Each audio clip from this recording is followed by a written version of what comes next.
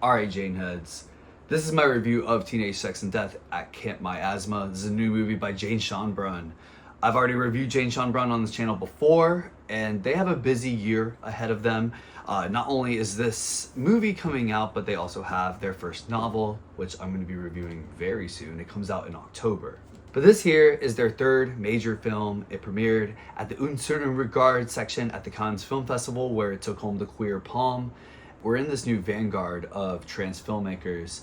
New artists have spawned like Vera Drew, Avalon Fast, and Louise Weird, who actually shows up in this movie. But within a short amount of time, these new movies have kind of transformed like new queer cinema into something more vibrant and unpredictable. And Schoenbrun's clearly a big component to that wave. I really enjoyed their last two movies. TV Glow made it onto my 2024 list. I was excited for the future, but I was also kind of skeptical walking into this movie, being that the last couple movies were just like so serious and such a downer. It's funny, Schoenbrun even introduced this movie to the audience, explaining how the last couple movies were painful and that they wanted to do something, I guess, a little bit more fun. I also wasn't sure how Schoenbrun was going to kind of figure out the next progressive step, with one foot being into the fringes of queer filmmaking and the other foot being into the mainstream. You know, I wasn't sure if they were able to stick such a landing. And well, I'm glad to report that any doubt I had about this withered away as soon as the movie started. This is a particularly great new entry from Jane. While I don't know if it's my favorite of theirs, it's definitely their most decadent and entertaining and passionate. There's tons of beauty to this movie, and it's very interpretive. It focuses on a young filmmaker who has been tasked to remake the Camp Miasma movies. They're basically like Friday the 13th. So she goes back to what is the Camp Crystal Lake of Camp Miasma, and there the original final girl just appears, and this starts like an awakening of sorts for our main character. Tons of allegory going on around our protagonist, whether it be the physical media or the candy or other random brand specific things like KFC or Kellogg's, as well as the final girl herself, played by Gillian Anderson, who is a great actor, but I don't know, she goes full Julianne Moore here. I love the scenic art on this movie. The characters trudge through what looks like paintings on many scenes, as well as the analog style that the Miasma movies are presented here. And the B-movie element is played up here very well by yet another fantastic score by Alex G, the greatest singer-songwriter of my generation. There's something that feels lived in and inspiring about this universe.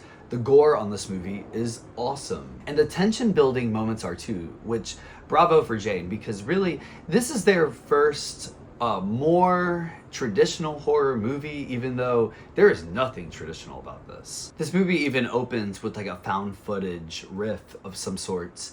And you know, it's great to see Schoenbrun indulge as a horror filmmaker, even though this movie does hit more mature spots that you could compare to movies like Mulholland Drive or Portrait of a Lady on Fire. Everything feels contemporary in its dialogue and humor. This movie really does go down a jokey route way more than any of the previous Schoenbrun movies, and still it feels like it belongs in the universe. All these movies regard people who lose themselves to something that they are into, and what this movie has to say about where movies come from is genuinely cool. It's also worth mentioning Hannah Einbinder is great in this.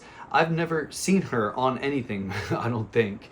I barely watch TV shows, so I've never seen Suits. But on this movie, she's like pretty much like a stand-in to Jane as they're trying to figure out what desire means to them and what kind of person they are who can't help but to immerse themselves into the films that they love. Between the visuals, score, and writing on this movie, this is pretty spectacular new movie. I don't know if absolutely everything on here worked for me. As mentioned with Gillian Anderson, I'm not the biggest fan of the performance. It's probably gonna work better for some other people. I also thought some of the fourth wall breaking was a little obnoxious at points, but as a whole, I really liked what this movie had to offer.